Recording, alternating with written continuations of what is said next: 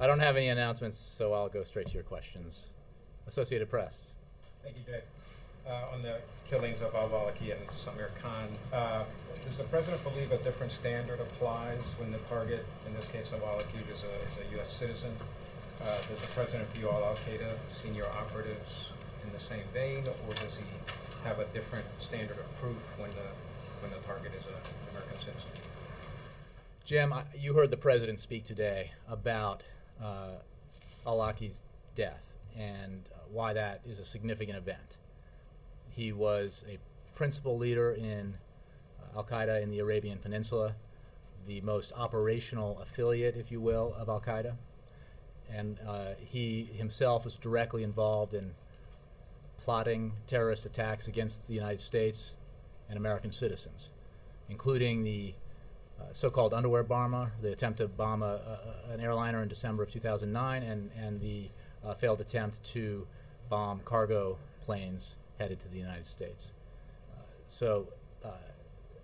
In the overall effort, the sustained effort to continue to put pressure on al-Qaeda, this is a significant fact that al-Awlaki is dead. The questions about the circumstances of his death, I'm not going to get into. So I think the question that you just asked contains within it assumptions that I just won't address. Well, the question is there a greater burden of proof simply because he's a U.S. citizen than there would be if you were going after another? Again, I think that just goes to the assumptions about the circumstances of his death, and I'm not going to address that. Well, is the administration prepared to lay out the evidence that it had against him? Now, you spelled out the instances where you think he was operational, but is there? Can you show where that tipping point is? Separate from again, the events, the fact of his death today, that he was a leader of al-Qaeda in the Arabian Peninsula and was operationally involved in serious attempted terrorist attacks against the United States and Americans is an established fact that we've talked about for a long time from here. And we have talked about for a long time about how dangerous AQAP is. And that's been a focus of ours. And that's why our cooperation with Yemen, with militarily and with intelligence and diplomatically with Yemen has been so important. And this is, it certainly reflects on the partnership that we have had in that effort with Yemen and with the Yemeni officials, and why that is so important to continue. And that's the same in the overall effort that we've made. There are many components to it, and when we talk, as I did yesterday, about Pakistan and the complicated but important relationship with Pakistan, our cooperation with Pakistan has helped us in the efforts against al-Qaeda, and certainly our cooperation with Yemen has done the same.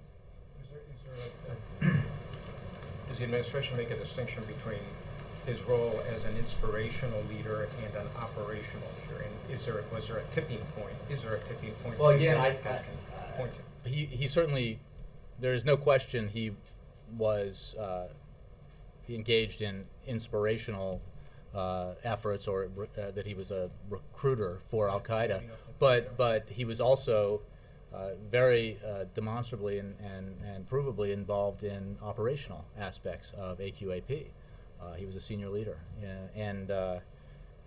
but I mean those are statements of fact, and same as I would have said last week if you had asked me. So, but again, in terms of anything relating to the circumstances, I think I've said all I can say about that. On a separate matter, you brought up Pakistan. Secretary Clinton on Wednesday said the administration is in the final formal review on whether to designate the Haqqani Network as a foreign terrorist organization.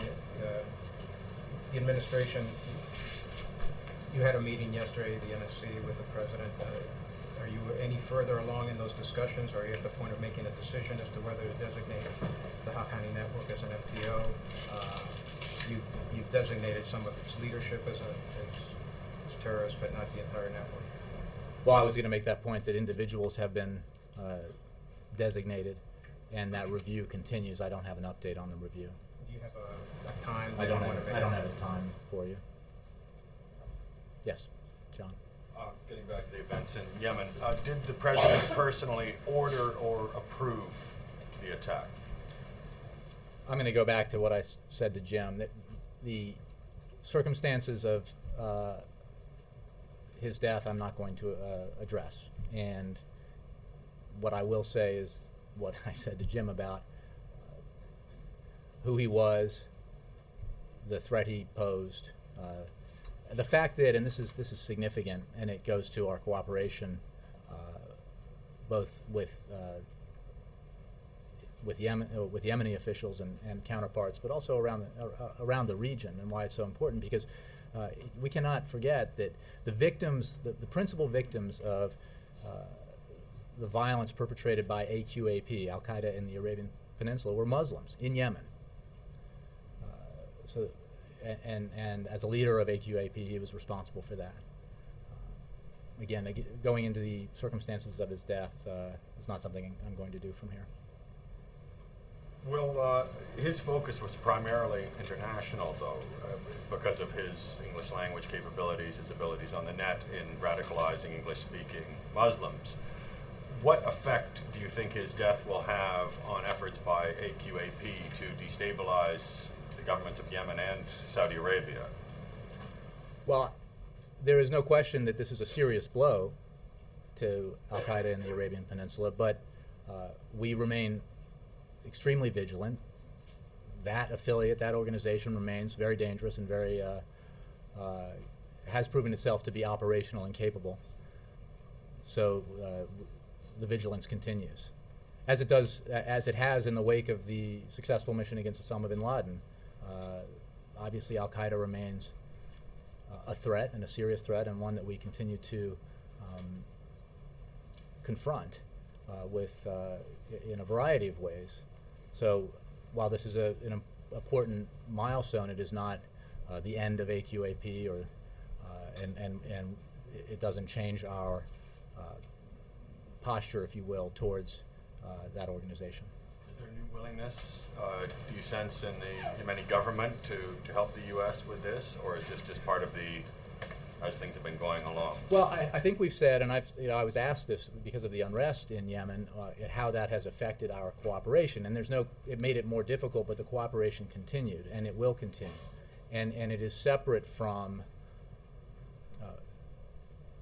President Saleh and our view about him. That has not changed. We continue to call on him to abide by the commitments he's made, to begin the transfer of power immediately, as stipulated in the GCC agreement, and that hasn't changed. So, and we call on him and his government to cease any violent actions against the Yemeni people. That continues to be our position. However, it has been also important to maintain the kind of cooperation we've had against this threat in Yemen, Al Qaeda in the Arabian Peninsula. Jessica. A factual question, hopefully you can answer. We'll Where, see. when, and by whom was the president notified of the death? He was notified early this morning by John Brennan, his counterterrorism advisor, and he was briefed on it again this morning. Woken up by a phone call? He was just notified. I won't get into it specifically how. Can you tell us when he was Early notified? this morning, No, when was before he the notified? sun When rose. did Brennan first? Right. What time? I don't have a specific time for you, but it was early. You said he was briefed twice. That's why. I mean, then he was notified, but he was still in the residence, and then this morning, once he came to the Oval, he had his normal PDB, daily briefing, intel briefing, and this was obviously a subject there in that discussion. Okay, so going back, nobody questions that both this administration and the prior have identified AQAP as a threat. Other U.S. officials have said this was a U.S. drone, and we know this is an American. So don't the American people deserve to understand our government's justification for killing or deciding where and when an American can be killed, in this case, someone who's unindicted? Can you speak at least hypothetically to legal justifications I'm not for going to killing speak Americans? hypothetically, and I'm not going to speak about the circumstances of his death, and I'm not aware of anyone by name who's made the kind of statements that you've said, who's a member of the government. Can you explain then why you won't get into any of the specifics of what's gone on here? We know that we've all been reporting that U.S. drone has been involved, that there's U.S. involvement in this attack, that this is an American. Help us understand why you're not sharing any more detail. again, I'm not going to get into the circumstances of Alaki's death. I would simply say that we are asked questions like that all the time, and our response is the same, which is that we cooperate with partners around the world, whether it's in Pakistan or Yemen, in taking the fight to Al-Qaeda, and that cooperation takes many different forms. It's vital to the success that we've had in degrading Al-Qaeda, and by we I mean collectively with our partners, and that effort continues. But I'm not going to get into the specific circumstances of his death. Jake. You said that Alaki was demonstrably and provably involved in operations. Do you plan on demonstrating? I should step back. He is clearly, provably may be a legal term. I think it has been well established, and it has certainly been the position of this administration and the previous administration, that he is was a leader in AQAP, that AQAP was a definite threat, was operational, planned, and carried out terrorist attacks that fortunately did not succeed, but were extremely serious, including the ones specifically that I mentioned in terms of the would-be Christmas Day bombing in 2009 and the attempt to bomb numerous cargo planes headed for the United States. And he was obviously also an active recruiter of Al-Qaeda terrorists. So I don't think anybody in the field would dispute any of those assertions. You don't think anybody else in the government would dispute? I think I wouldn't know of any credible terrorist expert who would dispute the fact that he was a leader in Al-Qaeda in the Arabian Peninsula and that he was operationally involved in terrorist attacks against American interests and citizens. Do you plan on bringing before the public any proof of these charges? Again, the question makes us, it has been embedded within it assumptions about the circumstances of his death that I'm just not going to address. How on earth does it have? What is it? I really don't understand. He's dead. You were asserting that he had operational control of the cargo plot and the Abdul Muttalib plot. He's now dead. Can you show us, or the American people, or has a judge been shown? Well, again, Jake, I'm not going to go any further than what I've said about the circumstances of his death and the case against them, which again you're linking, and I think that you said that he was responsible for these things. Yes, but again, is there going to be any evidence presented? I don't have anything for you on that. Do you not see at all?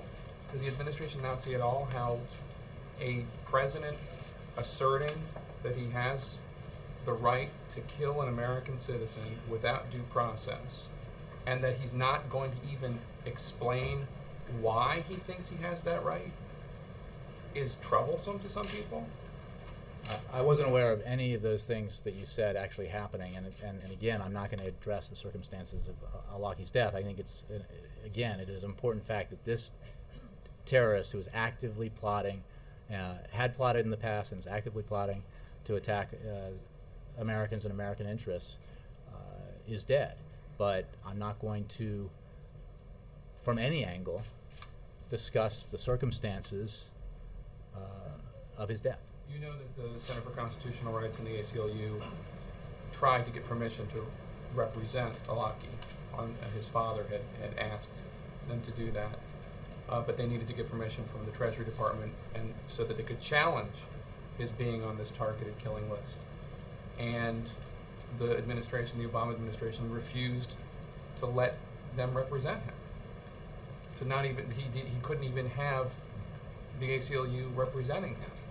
Well, I would send those questions or take those questions to Treasury or Justice. I don't have anything on that for you. What do you think constitutional law professor Barack Obama would think of this? I think he spoke about it today. Nora. Sorry, just one more time on this. Can you just explain more broadly under what legal authority the U.S. government can kill an American citizen abroad? Yeah. I think I've had that question. It's not a question taken out of context that I would have an answer to. Generally speaking, and I'm certainly not going to answer a question like that in any way that relates to the events of today. I'm not going to talk about the circumstances of Alaki's death, and I'm not going to acknowledge or concede or accept premises embedded in questions, and you should take no response that I give here to have done that, because I'm not talking about the circumstances. Right. I mean, after 9/11, President Bush gave the CIA and later the military the authority to kill a U.S. citizen abroad if they were plotting attacks on the United States. And then it is correct that President Obama continued that. Yes? That's a question I would have to take, and I think would probably be best addressed to the Justice Department. Okay. Let me switch subjects then. Does the president have any co-sponsors yet for his American Jobs Act? We are confident, as I had said yesterday, that the Senate will take up the American Jobs Act. It has broad support from Democrats in both houses. Sweeping support in, you're talking about congressional process, legislative process. The bill will be taken up. You know, how and with whose names attached to it, I don't know. I refer you to the leadership in the Senate. The important facts here are what's in the bill, why the things that are in the bill would be so beneficial to the American economy, would help put teachers back to work, would put construction workers on the job, rebuilding highways and bridges and schools. It would give tax cuts to everybody gets a paycheck, and give tax cuts to small businesses, tax incentives additionally to small businesses to hire or increase wages, a specific provision to hire veterans. These are all things that outside economists have said would have a demonstrable and positive impact on the economy, and there is no higher priority right now for this president than to continue to push Congress to take action on those important measures. Is the president concerned that not even Speaker Pelosi has signed up as a co-sponsor for the bill, and No. that Senator Durbin has raised doubts about whether a number of Democrats would support it in the Senate, who've also been on the record saying they won't support it? A couple of things.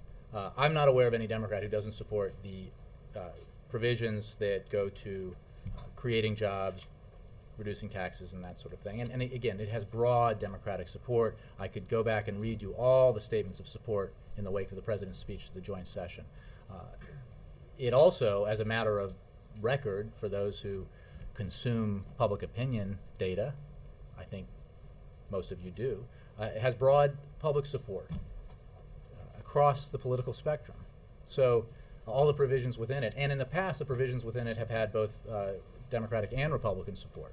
So we are confident that Congress will act on it.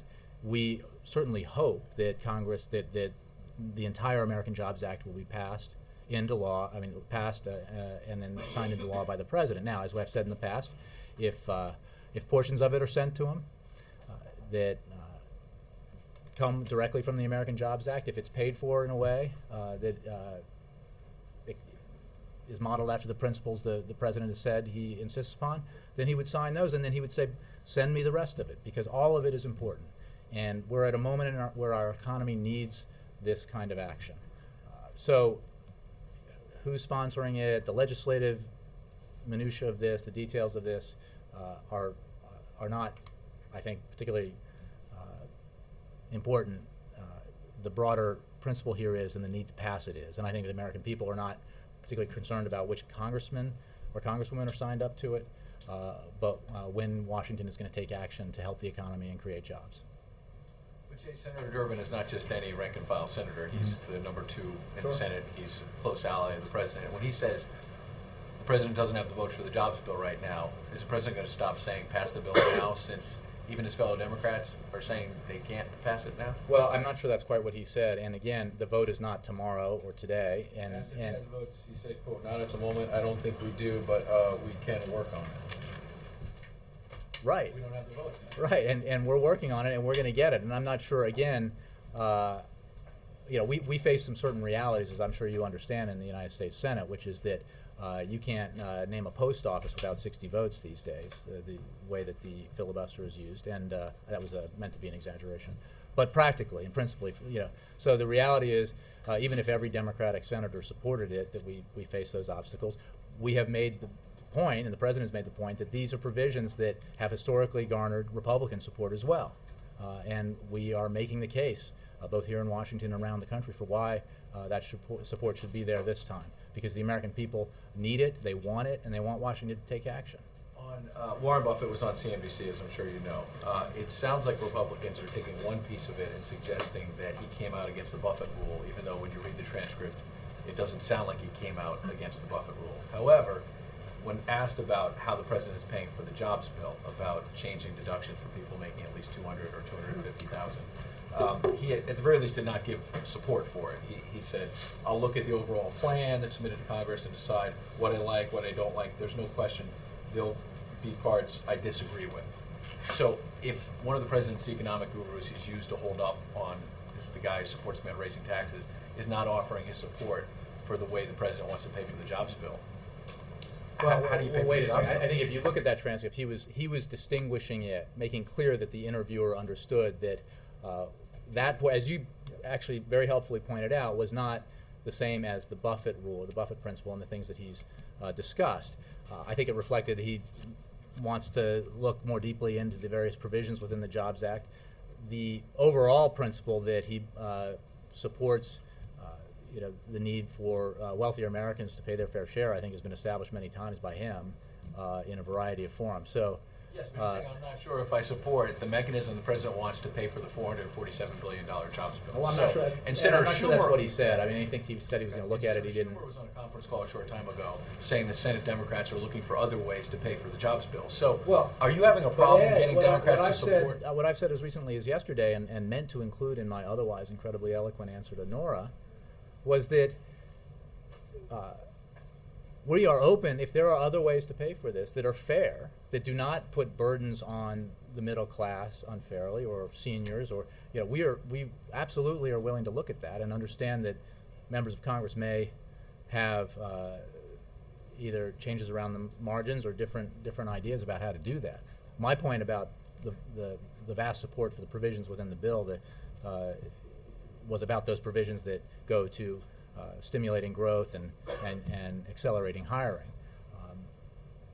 The president believes strongly that what the provisions to pay for this bill that he had put into the bill are fair and represent the kind of choices that we need to make as a country in a time when we have to ensure that we pay for something like this, that we keep, we tighten our belts, and that everybody's paying their fair share, and therefore you're not unnecessarily or unfairly burdening one sector of society and saying, seniors, it's all on you, or the middle class, sorry, or kids coming out of college or going into college rather, trying to get an education, tough luck. Because other ideas about how to either pay for deficit reduction bills or other jobs provisions that we've seen have had those problems within them, and we think there's a better and fairer way to do it. Very last short thing. Washington Post is reporting that Secretary Chu is taking responsibility for the restructuring of the Solyndra loan. And Republicans are suggesting maybe that's to shield other people at the White House, that he's stepping forward. Does he still have the president's full confidence? Is there anyone here who thinks he's to blame for what happened with Solyndra? Secretary Chu does have the president's full confidence.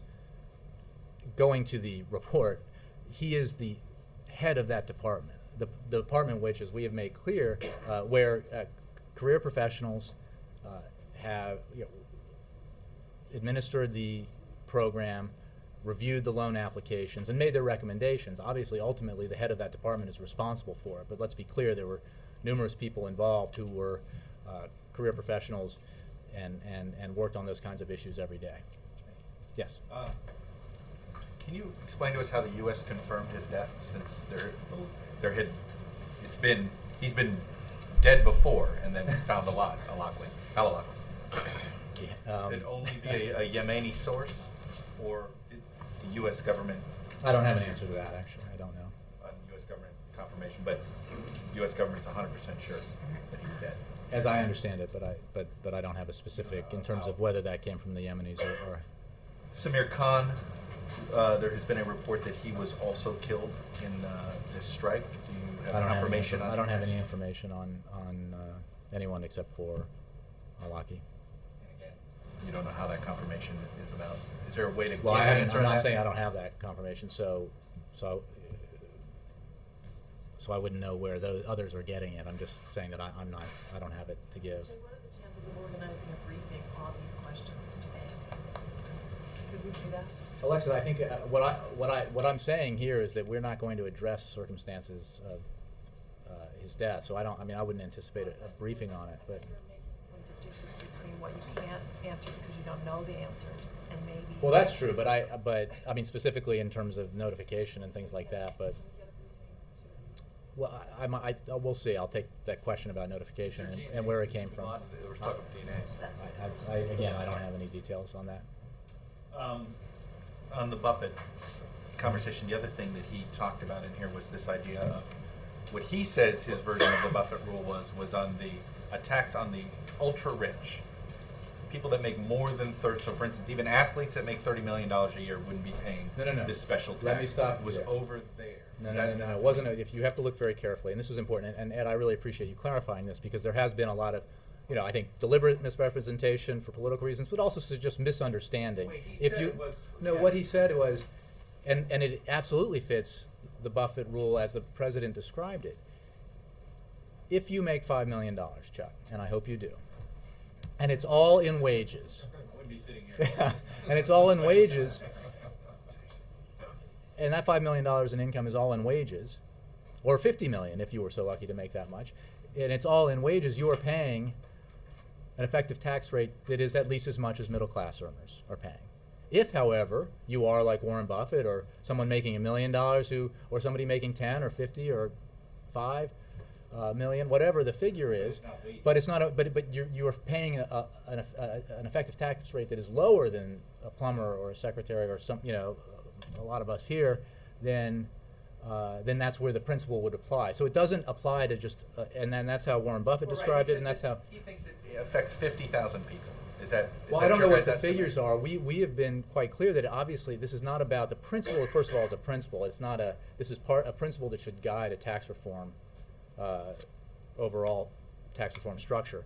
We have acknowledged, as I just did here, but even broadly in terms of broad groups of numbers, that obviously there are a lot of very affluent Americans who make millions, maybe even tens or hundreds of millions of dollars.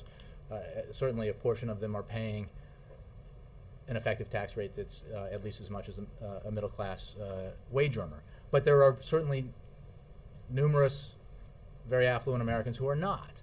And that is what the Buffett rule is meant to apply to, is those who because of the way our tax code is written and the nature of their income can find themselves paying 12, 14, 15, 16% on substantial income, whereas most folks are paying much more than that. There are two watchdog groups that have filed complaints against a number of super PACs, including Priorities USA, which is a Democratic super PAC that was started by a couple of former White House officials. And the complaints are filed to the IRS to have the IRS look into whether they're abusing their charitable tax status. Given the president's previous denunciations of super PACs in general, does the president support an investigation like this? That report is new to me, so I'll have to take it. I don't have a. In general, did he ever ask Priorities USA to not go about this? Did he ever ask the ex-staffers, Bill Burton and Sean Sweeney, not to do this? I think back early in my tenure here, I addressed this question, but I haven't thought about it today, and so I will have to take it. Yes, Laura. Does the killing of Alaki complicate the arguments that Celeste should go as president? No. Absolutely His not. I made that argument- clear earlier that our position has not changed, that he needs to keep his commitment to, as embedded in the GCC agreement that he signed, that to transfer power right away, and we continue to have that position. He would say that this proves his point that that under his leadership, Yemen has been a valuable ally to the United States in the counterterrorism fight. So how would you just respond Our to that? cooperation with Yemen and with civilian military intelligence counterparts in Yemen it's not limited to one person, and it's never been about one person. It's been about a partnership around the goal of dealing with the threat, both to the United States, to American allies, and to Yemen and Yemenis. So it does not, that cooperation has continued throughout the unrest, even though it has made it more difficult, this unrest, and it's one of the reasons why we need President Saleh to abide by his commitments. But it has continued throughout the unrest, as I said on several occasions before when Yemen was being discussed. And it will continue, we certainly will endeavor to continue it going forward, but it does not change our position with regard to the President. Jay, separate from the Olaki matter, can you say or confirm that the President is able to designate individuals on a CIA capture or kill list? Mark, I can't. I don't have an answer to that. So if there's anything that we're able to say about that, I can take your question. But again, I'm not going to get into backdoor ways to try to discuss the circumstances earlier in the year. I would have to. Again, I don't know what discussions have been had about that in the past. I can look at that, but I want to make clear that in doing that, I'm not discussing the circumstances here. Is the way Buffett explained the rule entirely consistent with what the rule is indeed going Yes, and I appreciate the opportunity to make clear here, because there has been some, I'm sure, accidental blogging by Republican leaders and tweeting and some websites that have misconstrued at best what I think Warren Buffett was saying. The principle is that affluent Americans should pay at least the same tax rate as middle American wage earners, and that doesn't mean that, as I explained it to Chuck, it doesn't mean that everyone making over a certain figure will have under that principle would have a change in their tax rate, because many are paying an effective tax rate that is at least as high as middle Americans, say, somebody making $50,000 or $60,000 or $75,000 or even $100,000. But there are many others who are paying an effective tax rate that is much lower because of the nature of their income. So the principle is simply, as we look at tax reform, as we try to address all the different loopholes and subsidies and aspects of the tax code that benefit some at the expense of others, that principle should be applied. But if it only hits 50,000 people, is that going to Again, I don't know whether we have numbers that we've put together on this. I know it's not an insubstantial number, but it's a principle here that I think not only does Warren Buffett strongly agree with, but most Americans strongly agree with. And on Al-Awlaki, I'm not sure if we've gathered figures about what we estimate based on Treasury Department data, what we estimate the number of people who would be impacted by the principle. But so again, it may be those numbers may not reflect our numbers, but the principle is the principle. Is it a lot higher, as high as 400,000? I don't know. We'll have to get you the numbers. Yeah. And on Al-Awlaki, what role can you talk a little bit about the role that the Yemeni government played in targeting and killing him? Well, I'm not going to get into the circumstances of his death. Have they stepped up their cooperation recently with the U.S.? I would simply say that it has been an objective of this administration, and I think the prior one, but this one in particular, that we work to have that cooperation because of the threat that Al-Qaeda in the Arabian Peninsula represented and continues to represent. It has been actually, through the unrest, that has been an issue because of the need to continue with that cooperation, that the unrest adversely affected that, but it continued, and it continues today. Yes? Do you think the tax rate on a millionaire ball player should be affected by team payroll or win loss percentage in September? I don't know about that. I am aware that paying, having the largest payroll does not necessarily translate into ultimate victory, as it turns out. But even the second largest. Is that it, Alexis? So expand of the... Speaking of a bad headline, sorry. The end of the fundraising quarter. So the president's been doing a lot of fundraising. We're going to write stories Mhm. about how much money he's been raising. What has he gleaned out of the meetings that he's had, the interaction he's had with donors, and also he's been reaching out a lot to small donors? Can you give us a kind of summary of what it means to him here, how things are going, his interaction with supporters? Well, I mean, I think he's had. I mean, he's enjoyed the opportunity to get out and talk to his supporters. It's part of what you have to do and what you do when you're running for office. I think the message that he's carried has been the same everywhere, which is that when he took office, when he was sworn into office in January of 2009, and even back on the night when he was elected, he made clear that this was not going to be easy. The challenges that faced us were enormous, and as it turned out, they were even more enormous than people realized at the time in terms of the economic challenges. But that we've made progress. We've made progress, but our work is not done, that we have to continue to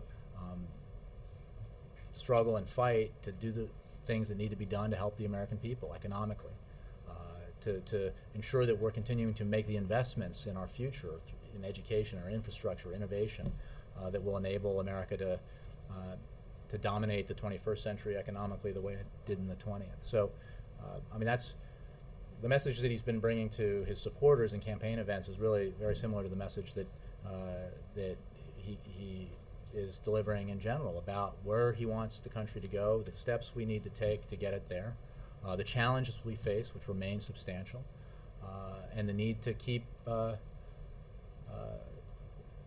working, to keep pushing forward to achieve the goals that he's set. In the last election, the president was very proud to say that grassroots, small dollar donors were very important, at least a quarter of what he pulled in. Is he at all concerned that he's not going to be able to replicate that this time? I would address those kinds of questions to the campaign in terms of the fundraising and the makeup of donors. I mean, my understanding, just from what I've read in the press, is that he's getting very broad support from all over the country and from in small and big ways. Yeah. Again on Alaki, at Fort Myers, the president said that this operation was a tribute to our intelligence community and to the efforts of Yemen and its security forces. Can we then infer that this was a covert CIA operation without U.S. military involvement? No. Okay. I mean, you did not mention the military. I think the point is that we have had, we broadly speaking have had a cooperative relationship at a variety of levels with our Yemeni counterparts, and that has been the case for a certain amount of time now, and continues to be the case today. The reason I ask is that obviously in the case of the Bin Laden raid, where there was a JSOC involvement, that was pretty clear from the outset. Based on what the president says, it appears there is no such JSOC involvement in this operation. Again, I'm not going to, by parsing his words or anyone else's, get sort of led down the path of trying to discussing details of the circumstances of his death. I'm just not going to do it. And then just one more. You said that the U.S. decision on Saleh and the disposition of Saleh is not related to the Alaki operation.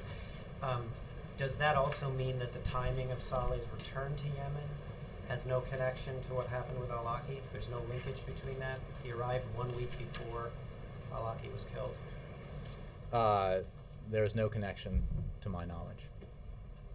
You took a question yesterday on China currency. The vote's Monday in the Senate. Is the administration going to take a position on this? What I said, I think I had this question yesterday. It remains the same. We're reviewing the bill. We share concerns about the need for the currency, the Chinese currency, to appreciate. There has been some progress, but there needs to be more. So you're going to leave it that way through the vote? Well, that's what I have to say today about it. Ann. Does the president believe there's a risk of retaliation and danger to Americans after the Alaki time? we are always mindful of the possibility of actions by those who generally have as their goal doing harm to the United States and Americans and our allies. And after something like this, again, regardless of whatever the circumstances of his death might have been, something like this, that we need to be extra vigilant. So I would expect that is the case in terms of our the community that deals with this. Yeah. Let me go to Keith. Yeah. And then the president often talks about innovation and new businesses and industries and so forth. So on the Buffett rule, it would pretty substantially affect venture capitalists who make any kind of capital gains, any kind of really successful capital gains on investments in new businesses. Is he concerned that the Buffett rule could really harm investments in these type of new businesses that he's often promoting? I would simply say that as a matter of principle, the president believes strongly that someone making millions of dollars in income should not be paying at a much lower tax rate than an American receiving a paycheck and making $60,000, $75,000. If these new businesses don't get started, won't that principle be at the cost of real jobs? Well, Again, this administration, this president, we have taken numerous measures towards helping businesses, especially small businesses, create jobs and startups. And again, in this proposal, the American Jobs Act, we have tax relief for small businesses specifically aimed at putting more money into the pockets, if you will, of small businesses, which will hopefully enable them to grow and hire, giving them incentives to grow their workforce or to increase wages. So the commitment this president has to helping our businesses grow and hire is very strong. Yes. Thanks, Jay. I would have two questions on the Eurozone, if I may. So the first one, the president was pretty outspoken about his concerns for the development in the Eurozone and the consequences for the world economy. And one could say that he was successful because afterwards European countries and their parliaments they took action. Now my first question would be, is this a model how generally foreign leaders should deal with other countries, for example European leaders with Congress, pointing out that the inability of Congress to deal with the debt problem and the budget in a timely, decisive manner is also a danger for the world economy? And would you think that leaders in Congress then also would go along with that and pass swift action? So is that a model and a consideration what European leaders could do to help the states get their house in order as well? If European leaders or leaders from other parts of the world want to make the point that we've made, that political dysfunction in Washington is bad for the economy, that's fine with me, and I'm sure it's fine with the president. It's a self-evident fact that the kind of dysfunction we witnessed here in Washington in this past summer had a negative impact on confidence, both here in America and probably globally, both business confidence and consumer confidence. It was a drag on our economy, and the kind of self-inflicted wound that we should not be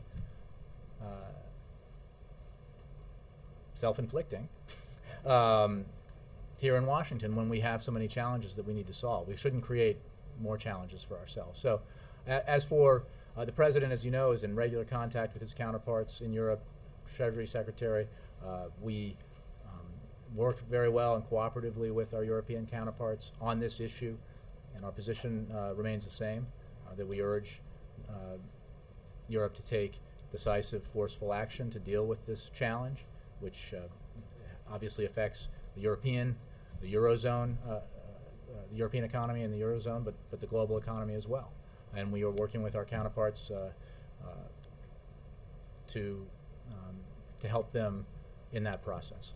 And my second question was, I'm not quite sure whether you had a chance to see the German ambassador put a statement out today with, I quote, "This is no time for transatlantic blame games." So not everybody shares the interpretation. As I try to present it, that's a model how European leaders could influence Congress. Not just let me finish, because in the European governments, and at least in German governments, there is a discussion whether one should do that or not do that, whether it's good in order to come to a situation where you calm the market, or you have just the opposite effect, that that markets get even more nervous afterwards. So what is your reaction if now the German government, in form of the German ambassador, puts out such a statement, no time for transatlantic? Well, I don't think anybody's engaged in what you described as a blame game. I think we're noting what everyone notes, which is a real challenge that needs to be addressed, that the capacity exists to address it, and that collective, decisive, forceful action needs to be taken. I don't think that's particularly controversial observation, and certainly not meant to be. And this is a global economy, and we need to work collectively with our allies and partners around the world, in Europe and elsewhere, to help it grow and to prevent the kind of problems. Bless you. Is it Ed? Oh my God. Oh, who's next, Jim? Anyway, I thank you all very much. I have to go. Oh, every Friday I forget. It's because I think I'll be back here tomorrow. On Monday, the President will hold a cabinet meeting at the White House. On Tuesday, the President will travel to Eastville College in Mesquite, Texas, to deliver remarks urging Congress to pass the American Jobs Act now to keep teachers in the classroom, rebuild our schools across the nation, and put money in the pockets of working Americans while not adding a dime to the deficit. Later, the President will travel to St. Louis, Missouri to attend campaign events. On Wednesday, the President will host the President of Honduras at the White House. The President looks forward to discussing a broad range of bilateral and regional economic and security issues during their Oval Office meeting. The President also welcomes the opportunity to underscore the strong bonds of friendship between the American and Honduran people, as well as President Lobo's efforts to restore democratic and constitutional order in Honduras and the country's return to the Organization of American States earlier this year. On Thursday, the President will welcome the Texas A&M women's basketball team to the White House for a ceremony honoring their 2011 NCAA National Championship. On Friday, the President will welcome the 1985 Super Bowl champion Chicago Bears to the White House. Later in the afternoon, the President will host the Prime Minister of Tunisia at the White House. During his meeting with the Prime Minister, the President looks forward to discussing America's strong support for Tunisia's historic transition to democracy, as well as a broad range of bilateral and regional issues of mutual interest. The President also welcomes the opportunity to highlight the strong bonds of friendship between the American and Tunisian people. That is your week ahead. Did you guys reach out to the players on this? Did you just deal with it through the team, or did you individually invite the players? I honestly don't know. You guys look at the circumstances of their did go. Yeah, I'm sorry. Well said. How did the whole dance camp thing? Yeah.